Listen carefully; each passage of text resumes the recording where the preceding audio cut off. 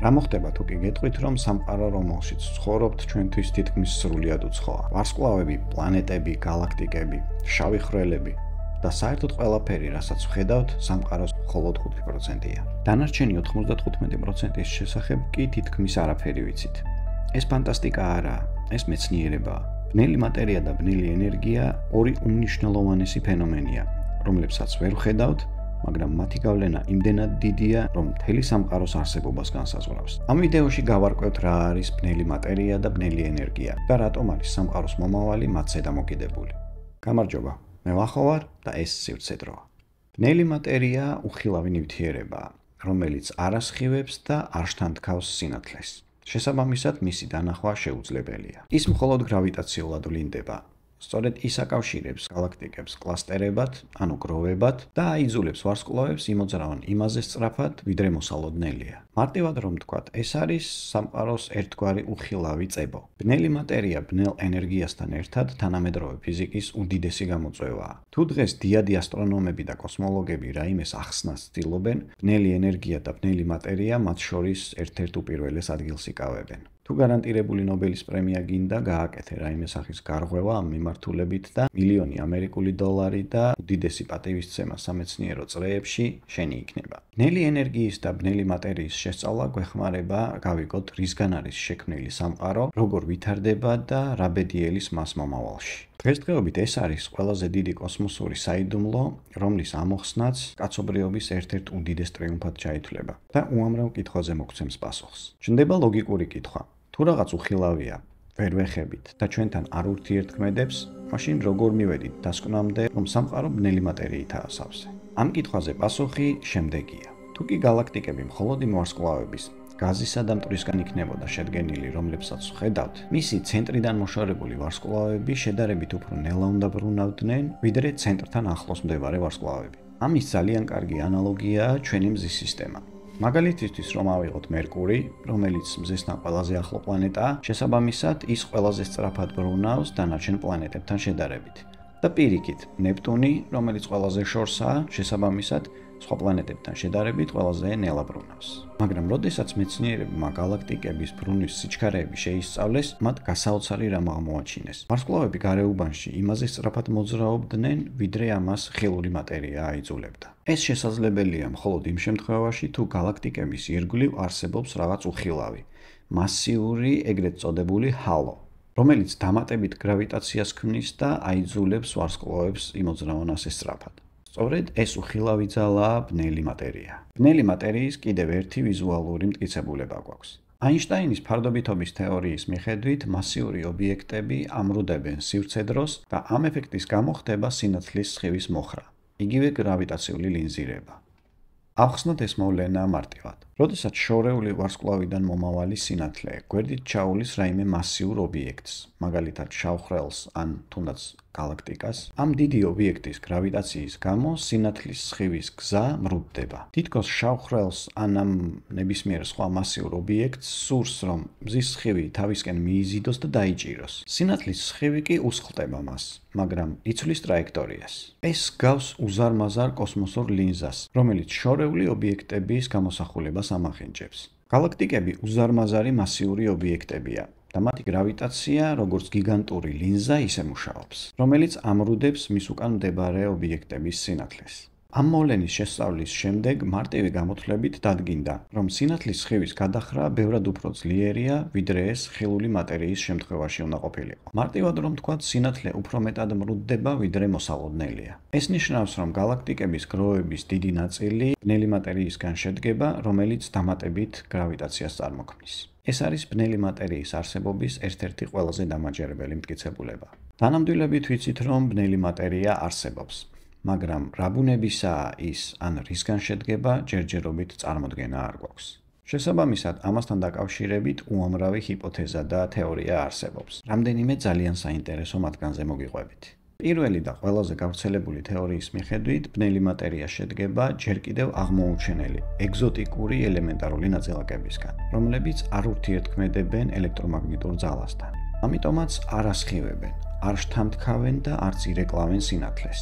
და მათზე დაკვირვება მხოლოდ გრავიტაციული ურთიერთქმედებითაა შესაძლებელი. ამ თეორიის მიხედვით ამ ეგზოტიკური და უცნობი ელემენტარული ნაწილაკების ორი ფორმაა, ეგრეთ წოდებული ვიმპები და აქსიონები, მაგრამ ამას აღარ ჩავუმატები.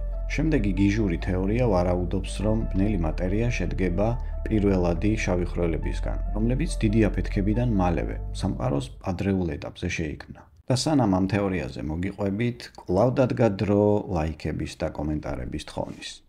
ეს ჩემი ახირება არაა, მეგობრებო, უბრალოდ YouTube-ის ალგორითმი ასე მუშაობს. ვიდეოს გასავრცელებლად ლაიქები, კომენტარები, გაზიარებები და ასე შემდეგ აუცილებელია. ამიტომ გთხოვთ, რომ არ დაიზაროთ. მადლობა წინასწარ. პირველად შავ ხვრელებზე გავჩერდით. მოკლედ, ეს შავი ხვრელები შეიძლება ნებისმიერი ზომის იყოს, დაწყებული ატომის ზომებიდან დამთავრებული მთების ზომებამდე. კარგად ვიცით, რომ ისინი არანაირ სინათლეს არ ასხივებენ, მაგრამ მათი მასა გრავიტაციულ ეფექტებს ქმნის. ზუსტად ესაა მიზეზი ვიფიქროთ, რომ ბნელი მატერია შეიძლება მცირე ზომის შავი ხვრელებისგან შედგებოდეს. მაგრამ ამ თეორიას ბევრი პრობლემა აქვს და სამეცნიერო წრეებში არც ისე პოპულარულია. შემდეგი და იდეაში ყველაზე საინტერესო თეორია ეგრეთ წოდებული ბრანების, ანუ პარალელური სამყაროების შესახებ. ეს თეორია ამტკიცებს, რომ ჩვენი ოთხგანზომილებიანი სამყარო, სამი სივრცული და ერთი დროითი, ანუ სივრცე-დრო, არის ერთ-ერთი ბრანა, რომელიც მრავალგანზომილებიანი, ეგრეთ წოდებული მასიური სივრცის ნაწილია. უფრო მარტივად რომ გავიაზროთ, წარმოიდგინეთ წიგნი, რომლის ყოველი ფურცელი ცალკე სამყაროა და ეს გვერდები ქმნიან ერთიან მრავალგვერდიან წიგნს. ამ თეორიის მიხედვით, ბნელი მატერია შეიძლება იყოს სხვა ბრანაზე არსებული ნაწილაკები, რომლებიც ჩვენთან ელექტრომაგნიტური ძალით არ ურთიერთქმედებენ, მხოლოდ გრავიტაციით. დამატებითი განზომილებების, თუ გნებავთ დამატებითი სამყაროების არსებობა, რა თქმა უნდა, არ მომდინარეობს უბრალო ფანტაზიიდან. ამის მიზეზი ფიზიკის ორი ყველაზე ფუნდამენტური თეორიის, კვანტური მექანიკისა და ფარდობითობის ზოგადი თეორიის შეუთავსებლობაა. აინშტაინის ზოგადი ფარდობითობის თეორია შესანიშნავად ხსნის გრავიტაციას და მასიური ობიექტების ბუნებას, ხოლო კვანტური მექანიკა ძალიან მცირე, ატომურ და სუბატომურ დონეზე მოქმედებს. მათი ერთიან თეორიაში გაერთიანება, იგივე ყველაფრის თეორია, თანამედროვე ფიზიკის უდიდესი გამოწვევაა. ამ ორი ფუნდამენტური თეორიის გაერთიანებით მარტო ნობელის პრემიას, $1,000,000 ამერიკულ დოლარს და აღიარებას კი არ მოიპოვებთ. ახალი ნიუტონიან აინშტაინი გახდებით. ან უფრო დიადიც კი. მოკლედ, ყოველივე აქედან გამომდინარე შეგვიძლია დამატებითი განზომილებების არსებობა ვივარაუდოთ.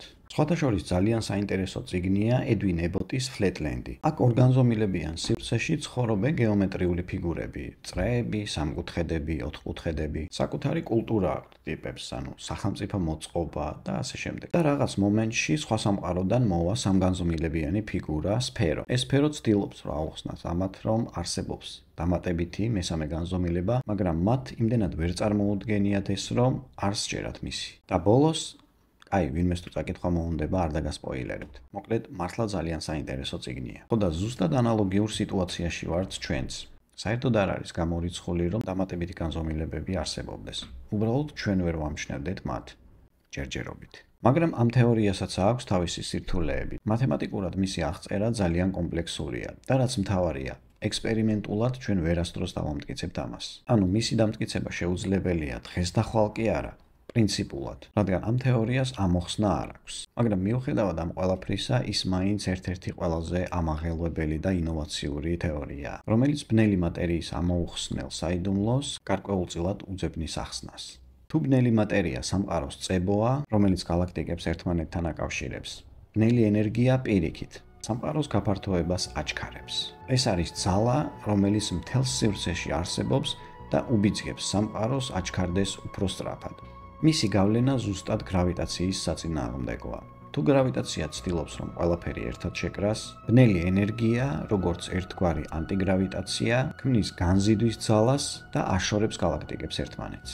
მეცნიერები ვარაუდობენ, რომ ბნელი ენერგია სამყაროს მასის დაახლოებით 68%-ს შეადგენს, რაც იმას ნიშნავს, რომ ის სამყაროს ყველაზე გავრცელებული კომპონენტია. მიუხედავად იმისა, რომ მისი ბუნება ჯერ კიდევ უცნობია, ჩვენ ვიცით, რომ ჩვენი სამყაროს მომავალი მასზეა დამოკიდებული. უფრო მარტივად, წარმოიდგინეთ, რომ სამყარო არის ბუშტი, რომელიც იბერება. თუ ბუშტის გაბერვას შევაჩერებთ, ის ნელ-ნელა დაიწყებს დაპატარავებას. რადგან გაჭიმული რეზინი ცდილობს საწყის მდგომარეობას დაუბრუნდეს და ბუშტი ისევ პატარა გახადოს. მეცნიერები ფიქრობდნენ, რომ სამყაროც ასე უნდა მოქცეულიყო. დიდი აფეთქების შემდეგ ის ფართოვდებოდა, მაგრამ გრავიტაცია, როგორც უხილავი რეზინი, მას ნელ-ნელა შეაჩერებდა. 90-იან წლებში მეცნიერებმა შორეული ვარსკვლავების აფეთქებაზე დაკვირვებისას, რომელთა აფეთქების სიკაშკაშის მიხედვით შეგვიძლია განვსაზღვროთ, რამდენად შორს არიან ისინი ჩვენგან. მეცნიერები ვარაუდობდნენ, რომ რაც უფრო შორს ჩანს ეს აფეთქება, შესაბამისად სამყარო უფრო ნელა ფართოვდება. მაგრამ როდესაც მათ ეს მონაცემები შეაჯამეს, აღმოჩნდა, რომ შორეული აფეთქებები მოსალოდნელზე უფრო მკრთალი იყო. ეს იმას ნიშნავდა, რომ ისინი იმაზე უფრო შორს იყვნენ, ვიდრე სავარაუდო იყო, თუ კი სამყაროს გაფართოება ნელდებოდა. ამ ფენომენის ერთადერთი ლოგიკური ახსნა არის ის, რომ სამყაროს გაფართოება კი არ ნელდება, პირიქით, უფრო და უფრო ჩქარდება. ეს გავს ბუშტს, რომელსაც შიგნიდან რაღაც აფართოებს და სულ უფრო და უფრო სწრაფად იბერება. ეს იდუმალი ძალა, რომელიც გრავიტაციას უპირისპირდება და სამყაროს გაფართოებას აჩქარებს, სწორედ ბნელი ენერგიაა. საინტერესო ფაქტი. სწორედ ბნელი ენერგიის აღმოჩენამ მიანიშნა მეცნიერებს ალბერტ აინშტაინის მივიწყებული კონცეფციის შესახებ, რომელიც მან თავისი ფარდობითობის ზოგად თეორიაში შემოიტანა. აინშტაინს სჯეროდა, რომ სამყარო სტატიკური იყო, ანუ რომ ის არც ფართოვდებოდა და არც იკუმშებოდა.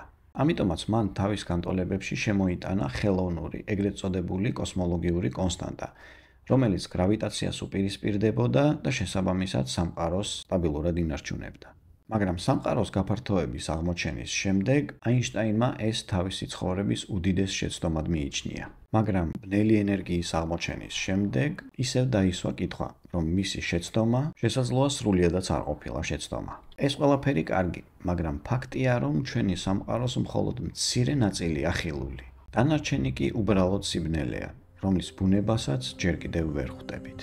შეიძლება პასუხები ახალი ფიზიკის აღმოჩენაში იმალება. ან შეიძლება სამყაროს ისეთ ფენებში, რომლებსაც ჯერ ვერ ვწვდებით, მაგრამ ერთი რამ ნათელია, სანამ ბნელი მატერია და ბნელი ენერგია საიდუმლოდ რჩება, კაცობრიობას წინ კიდევ უდიდესი აღმოჩენები ელის.